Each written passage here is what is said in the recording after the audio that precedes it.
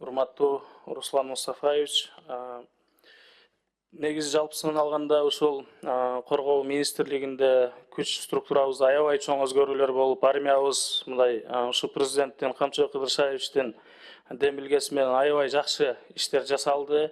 Бирок бул токтобош керек. Кудай буйрса сиз ошол иштерди улантасыз деген ойдомун. Ошол эле учурда мына военкомат деп коет, өзүңүз билесиз, мындай аскер комиссариаты. Ошолордун айлык маянасын карап берсеңиз. Анткени Коргоо министрлигинин бардык кызматкерлеринин айлыгы көтөрүлдү. Жалгыз гана ошолор калыптыр. Ошол эле ички иштер министрлиги болобу, башка күч структурасы болобу, бүт баарынын айлыгы көтөрүлгөн. Жалгыз гана ошол аскер комиссариатында иштеген адамдардын айлыгы калыптыр да. Булар деле ошолордо эмгек кылып атат. Булар деле сиздин кызматкерлер. Сиз ошого кандай дейсиз? Айлыгын көтөрүп бересизби? Туура айтасыз, бул жөнүндө да долбоорлор бар.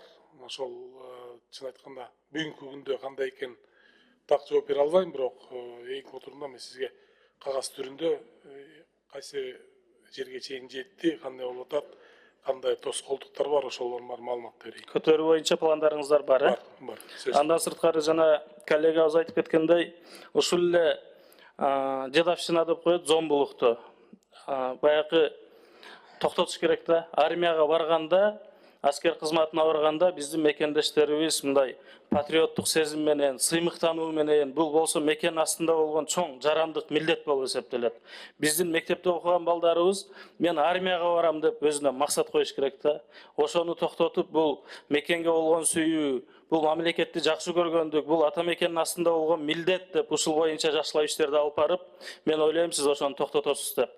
Жана мындай болбош керек, ошого жол берген адамдарга мындай катуу жазаларды көрөсүздөр деп. Анткени ата-энелер армияга өзүнүн балдарын жөнөтүп атканда ойлонбостон сыймыктануу менен жөнөтүш керек да. Ушул үстүндө жакшылап иштерди алып барсаңыздар. Чоң рахмат, ишиңизге ийгилик.